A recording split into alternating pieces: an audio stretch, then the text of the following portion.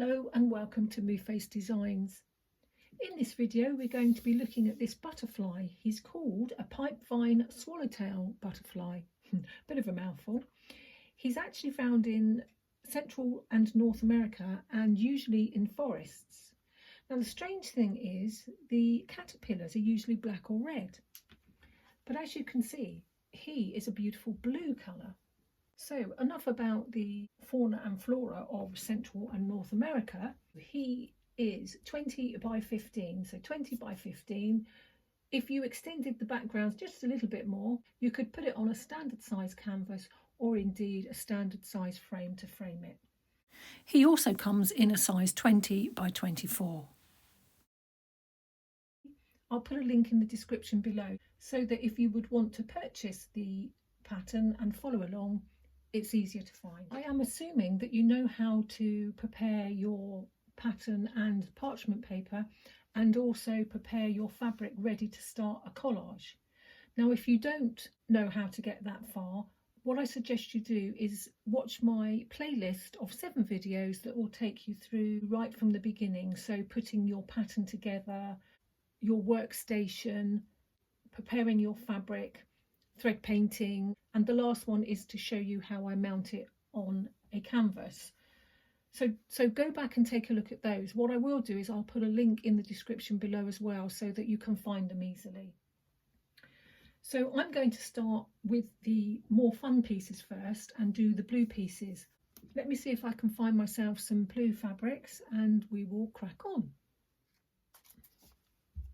Okay, so this blue piece here, I've decided I'm going to use this piece. Now what I've done is I've marked it already on here. Hopefully you can see it now. I've drawn around with the pencil. What you have to do is peel the backing off of your parchment paper and then place it over the top, and you should be able to see round your pattern through the parchment paper anyway. I've placed my fabric on there like that, and then I've drawn round the actual shape that I need to cut out.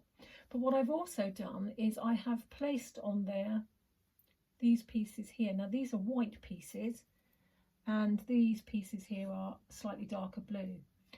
Now I'm not going to do anything with those. I am just going to cut out this particular shape here. So if I turn it over, the backing paper is moving about a bit. So in order to cut that easily, I would just place the iron on there just a second, just to melt the glue a little tiny piece and stick it back to the backing paper. But I can see to cut that out, but just so that I can see it a little bit clearer, what I usually do, and I usually do that with all darker pieces of fabric, if it's say a white or a light pink or a beige, you can see the pencil mark easily. When you can't, I just draw around on the opposite side of it. I'm completely ignoring all the other lines for these, just the piece I need to cut out. Once I've done that, I like to put some heat on it, just a small dab like that. The reason I've used that as well is because if I don't, that pencil is going to go onto my iron. You can see it's done it lots of times before, even with me remembering to do this. There are going to be the odd occasions when you forget, so you'll end up with pencil marks on this. What you don't want to do is transfer that onto your fabric. So whenever you're placing the iron on your fabric, it's always best to put the parchment paper on. So now we have the shape to cut out. When you're cutting out, another little tip, move the paper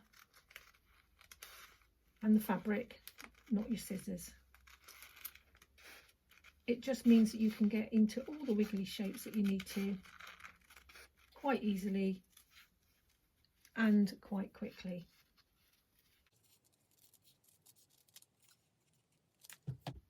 So I should take the back off of that, and here we have the piece that we need to stick on there. But what we have got, once this is stuck on there, we can then use this piece over the top so that we know where to place our other pieces. So that's how you can get them in more or less the right place. Now I use Bondaweb. If you're in the UK, it's called Bondaweb. If you're in America, it is called Wonder Under. They are exactly the same thing. So if you're in America and you're thinking of buying Bonderweb, just go and buy Wonder Under. If you're in the UK and you want Wonder Under, go and buy Bonderweb. They just have two different names in the different countries. It's not sticky on the back, so it won't stick to that parchment paper. What I need to do is I just need to apply a little bit of heat. Now you can apply it all over your piece of fabric if you want to. We've got our placement guide. Those little spots there are white, so I need to cut some white pieces out. I can use this. If you've been accurate, you can use that. If you haven't been so accurate, and let's face it, if you've got something that's quite a big space and you've got to put lots of dots on it, you don't have to be quite so careful when you're drawing around the shape. It is literally so that you know where to place that particular thing. So you've got two choices. If this is accurate, you can use this and draw on your piece of fabric. So I've got my white piece of fabric here. Obviously I'd do it on a flat desk, but when I'm trying to show you, I could actually draw around those shapes on there if I wanted to, and then cut them out. Obviously I'm going to move that a little bit so I don't waste quite so much fabric, and draw the next one. So providing that's fairly accurate, you can do it that way. The other way to do it is to take that off totally and do the rest of your shapes in this manner first before you put your main piece of fabric back on it. Or if you already have your piece of fabric on here,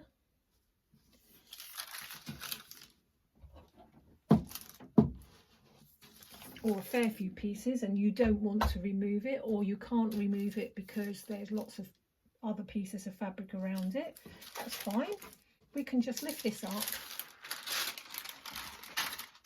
and pin that out of the way and then draw it from there.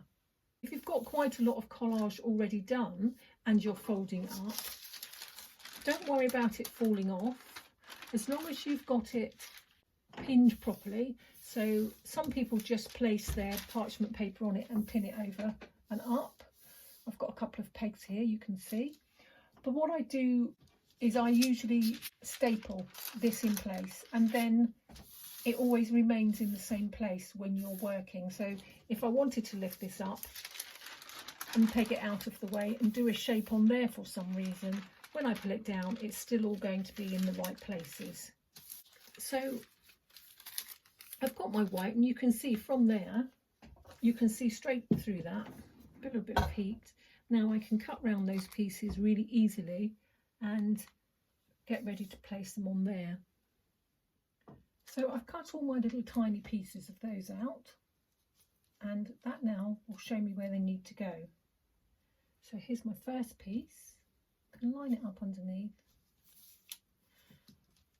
The good thing about doing an animal or an insect or anything of that type is that not every single thing will be exactly the same. So if you put your little dot in slightly the wrong place, or you've cut it so it's not exactly the same as that shape, don't worry too much, because it will still look exactly like the type of insect or animal that you're trying to create. And so when you're doing animals, it's fairly forgiving.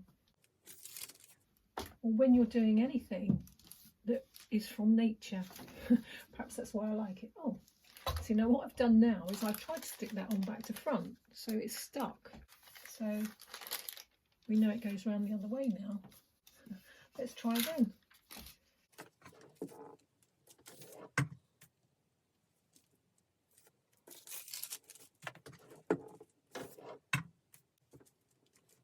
There are all types of fabric adhesive.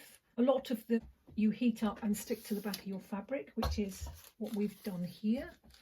What I would suggest you do is maybe buy a few different types of them and look at the manufacturer's instructions, because they are just slightly different, and then work out for yourself which one you prefer.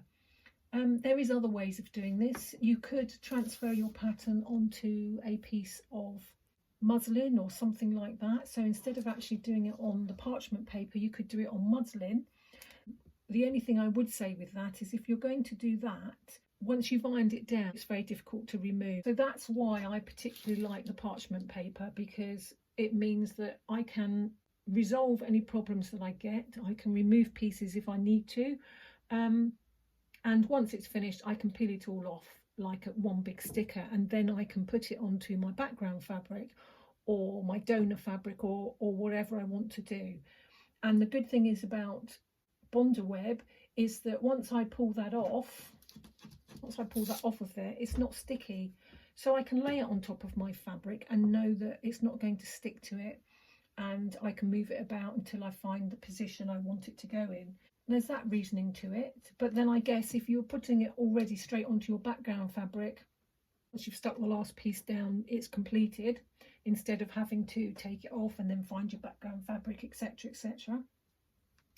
The other way you could do it is you could actually cut fabric and stick it on with, I know lots of people use white glue sticks. I've actually got Soline, which is a little glue stick, and I use this when I'm thread painting, and if I've got a piece of fabric that's not laying down quite right, I can stick it down just temporarily whilst I thread paint. So some people would just use ordinary glue of the stick variety. I particularly use this one because it's for fabric, but it's very similar. It's a lot cheaper. It doesn't tend to gum up your needle, providing you don't use too much of it. And with this, you can just cut your fabric and stick it on.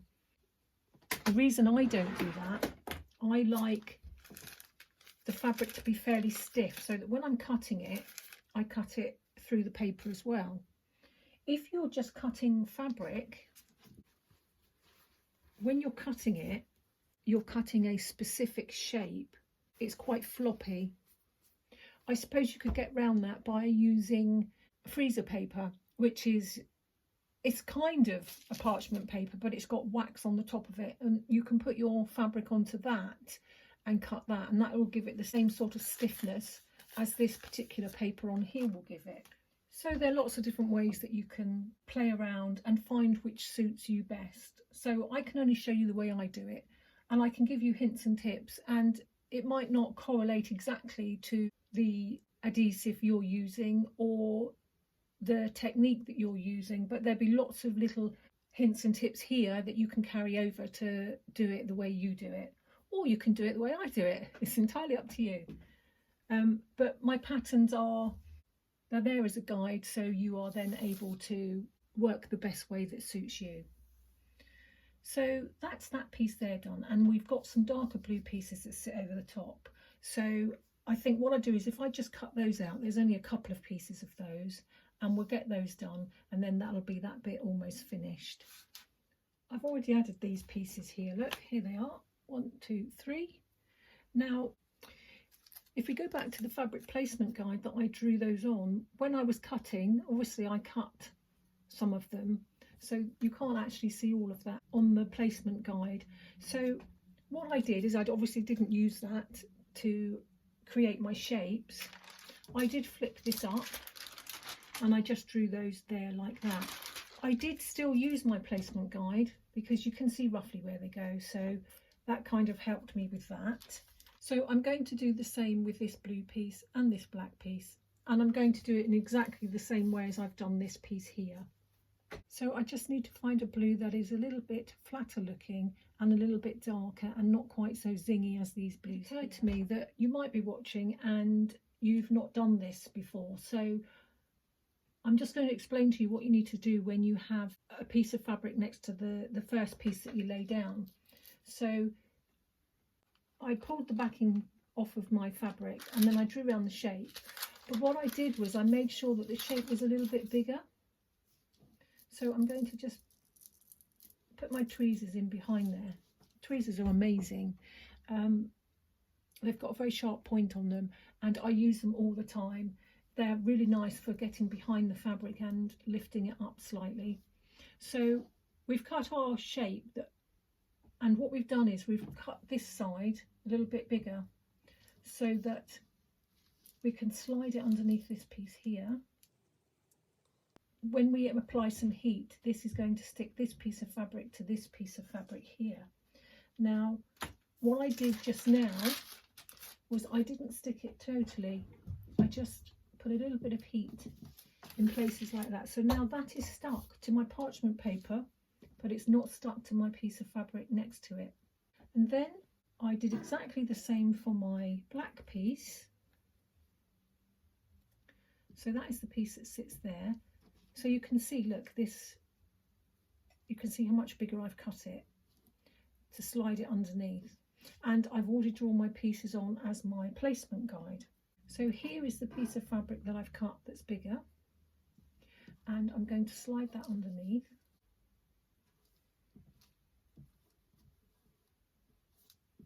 And if I was unsure as to those two pieces, then I can attach that there. So it's not touching any of the other pieces of fabric. So now both of those pieces are on there but not attached to each other. And you can go through making your whole collage like that if you want to.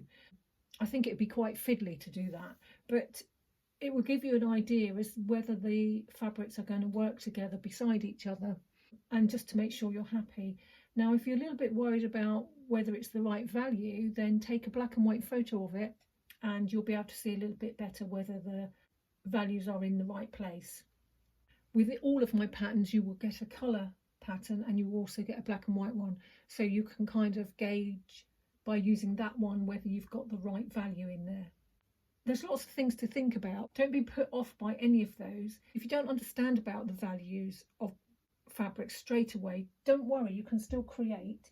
If you just choose the fabric that is closest to the colour that I've shown you in the pattern, then you'll still be able to create something wonderful. And as you go along, your experience will tell you it's wrong, or you will start to learn more and more about the values. I guess what I'm trying to say is you can still be creative. I'm happy that all those pieces are okay, so I'm going to stick those down. I did my placement guide and I cut out my white pieces of fabric. So that little piece, I think that's the one that goes there. Nope, that's the white piece. I've got to take the back off as well.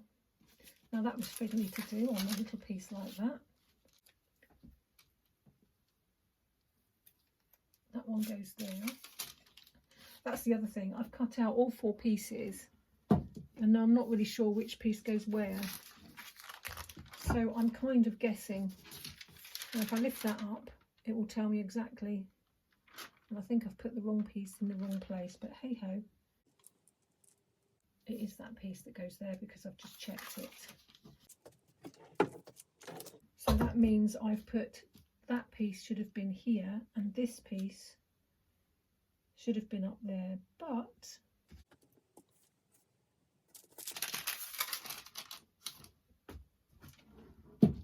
if you don't tell anybody, they won't know, will they?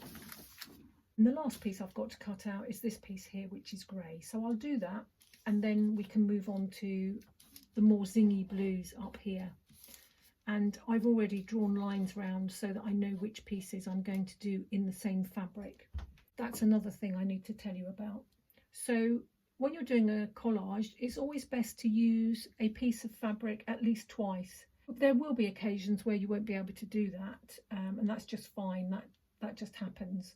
But if you can, always try and use at least one piece of fabric twice. So here is the opportunity to put in more than one piece of fabric in the same colour. So we've got 3 pieces here, and then these are mimicked down here with these ones. These 2 pieces are the same. At the moment I've only got one of that and one of that, but I'm sure they'll appear somewhere because I've got more blues to do at the moment. And I think you'll agree they are all fairly similar, but they just give a little bit of movement to the wing. The next thing I'm going to do will probably be the black pieces that sit around these big orange and yellow spots. I'll show you what I mean.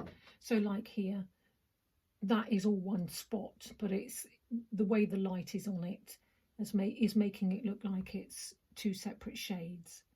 So I think I'll concentrate on those next. So we're cracking on a bit.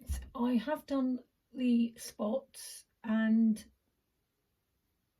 filled in the black around them. That was a little bit tricky, but it is doable. I don't think that is bright enough. If you look at the pattern, it's a bit of a brighter blue. I didn't have that type of fabric prepared with my sheet backing. I could probably find some and spend time putting the adhesive on the back, but I didn't want to do that. So I've used what I've got in my stash. What I like to do is if I'm going to prepare fabric, I do a whole lot at once, and it takes me ages and ages, but then I don't have to do it all the time. Otherwise, you could find yourself messing about trying to do the odd little piece here and there. It's so much simpler if you do a whole load all at once. I'm happy that there's enough contrast in the blues.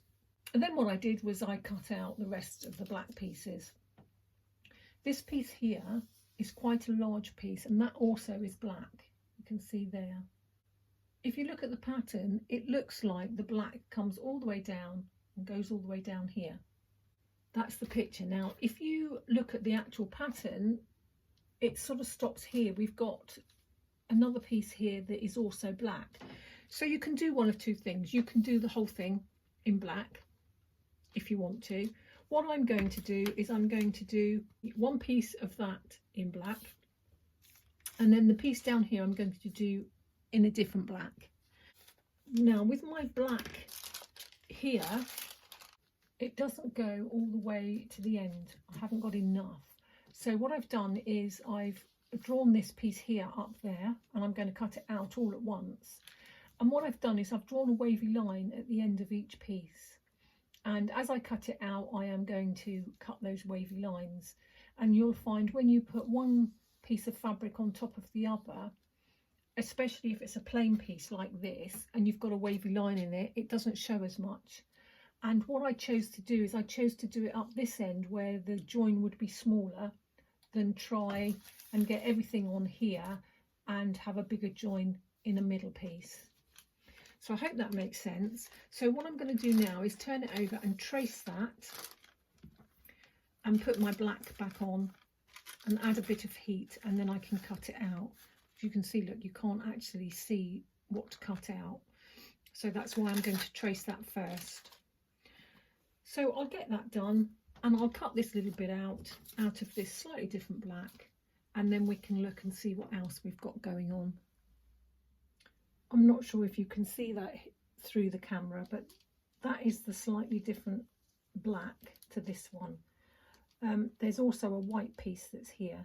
You won't be able to see that until I get that piece in, which is a dark grey. So I've added all of that piece, and then we get to here where we need to join this piece. And you can see that I've cut that piece, and I've also cut this piece. And that just gives you the opportunity to either slide it under one way or over the top the other. What I'm going to do is I'm going to just stick that end piece down for a minute. When you're trying to do something that's a little bit awkward, it's just easier to do that, because then that's like your second pair of hands. And then we can just put that in over the top. So that's how we would join a piece together. Now, these pieces here, they are showing that they are dark grey, but what I'm going to do is I'm going to do this piece. I'm going to do all of these little thin pieces in black, I think. We've got two choices. I can either do these black pieces first, but because they're quite fiddly, I personally am going to do it the other way around. So I think what I'm going to do is I'm going to cut all of those first and do at the same time my placement guide and do these pieces. And then afterwards I'm going to decide how I'm going to do the black pieces. It may well be that I just butt these two pieces up and then the black piece can sit over the top and hide that. Or it might well be that I will leave a gap between them and put the black in the middle. So until I start doing that, I'm not quite sure how I'm going to tackle that. but I think that's one of the things that I'm going to do next. I chose 2 pieces of grey fabric. They're fairly similar in value, so I wasn't quite sure how I was going to do it, whether I was going to do alternate pieces or whether I was going to do 1 or 2. In the end, I just randomly did it, but it turned out that I did 2, 2, 2 and then 1 at the top. Now what I've done is I've marked them 1, 2, 3, 4 and then 5 and 6, and each piece of my thing has got the number on it. So this is number 4, so that's the one that's sat there. I know I've got 2 pieces, these 2 pieces here, that need to be sitting on top, and I did that for all of those pieces. So that'll be the next thing. I'll need to cut out and place those pieces on there. These 2 pieces here are also a darker grey. I'll get those in as well, and then we've practically finished the wing. I'll come back again when I've placed all of these where they need to be. I put the darker pieces in here. It was this piece of fabric that I used, but because of all the different lights of greys in there, it's not too dark. So I then started on the black pieces. So I've done this piece here, and this is the black I've chosen to use because it's got quite a lot of lighter bits in it. And when it's actually underneath there, it doesn't look too black, if you see what I mean. All I did was I traced that shape, and I've come along there and round that piece there, and then I've run out. So I'm not going to worry about that. I'm going to do that in another piece in just a second. So it's just a case of peeling it back. Now it gets easier the more you do, because obviously they're all joined together. So this is the bit here I'm going to do. So if I take all of that off and take it back there and just let it hang for a minute. If I just do that for a second, just stick that bit down so I can see where I'm going with it all. And then I'm going to flap this piece back over.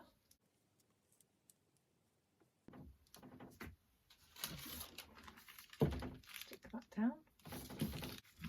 So it's just a case of carrying on and doing that as I go down. And I've got that little piece there to do.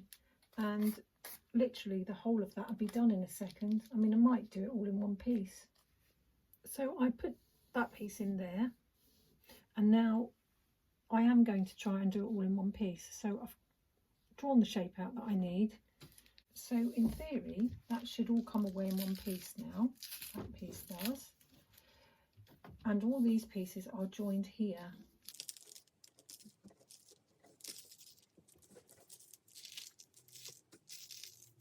Now if I can remember how far I got down, stick that down. And now hopefully when I flap this back over, there we go, it should all sit in the right place. That was fairly easy once I'd stuck a couple of pieces together. So now it's starting to look like it should, in that area at least. So it's just a case of methodically working through everything else in the same manner. What I do is I'll go away and do a few pieces, and then we'll come back and talk about it. I finished the rest of the blues here now.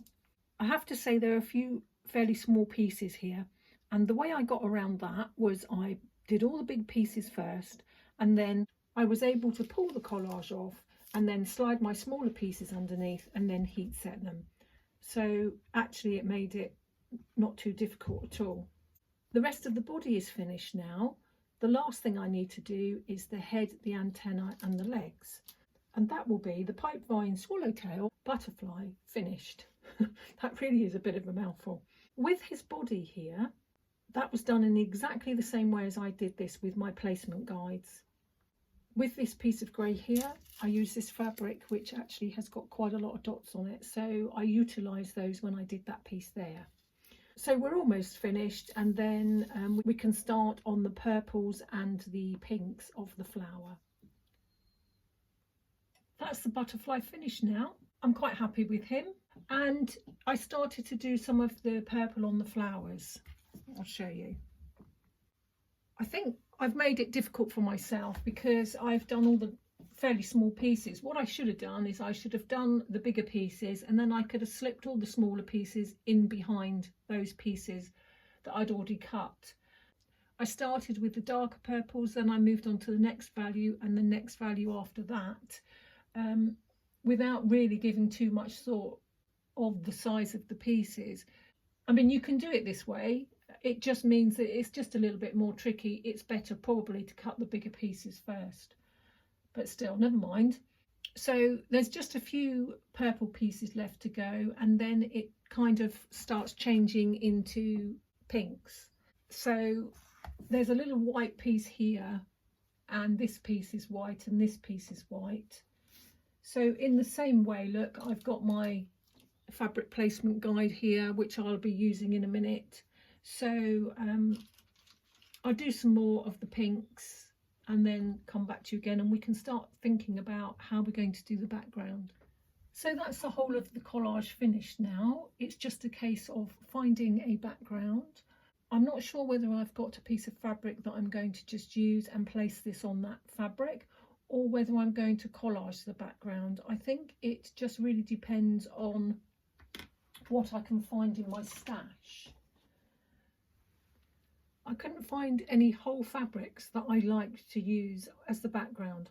What I did was I peeled this off very carefully all in one piece, and I laid it onto some backgrounds to audition. It was a little bit tricky because obviously these pieces here are very small, but I did manage to get it off all in one piece and put it on different fabrics. So what I've decided to do is to follow the pattern approximately.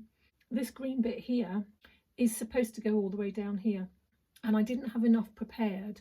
Now I might prepare some more and then carry on with that piece. I might just put another piece of fabric in there. And as you can see, I've not been totally accurate.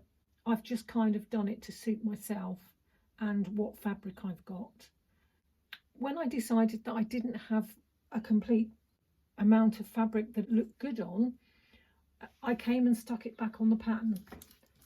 And as you can see, it's only holding on literally by the skin of its teeth just to hold it in place, because that's going to make it nice and easy when I want to slide the other fabrics underneath it. You can see that I haven't ironed these pieces down because I just thought, well, once I get a piece of fabric under there that I like, then I can lay it on there properly and make sure that it's all laying properly as these pieces are here. So I'll do that, and then I'll come back to you and show you the finished piece. There we go, that's the Pipevine Swallowtail Butterfly finished. I'm not so sure that I like the idea of having quite a different value between each one of these. If you look in the pattern, they are all very similar values. I just ended up using the fabric that I had in my stash. So what I did as well is I added a little piece of extra parchment paper on the end here and extended the background just by a little bit, just to give myself a little bit extra, so that if I do decide I'm going to hang it around a canvas, it will just wrap round lovely.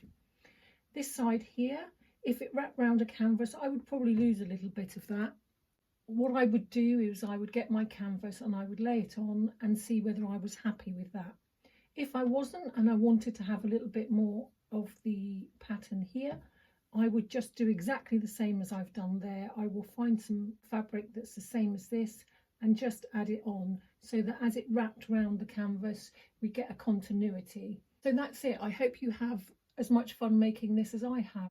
I'll put a link in the description down below so that you can find the pattern should you wish to purchase it and follow along. It's been fun spending time with you. Thank you for spending time with me. Until next time, take care of yourselves. Goodbye.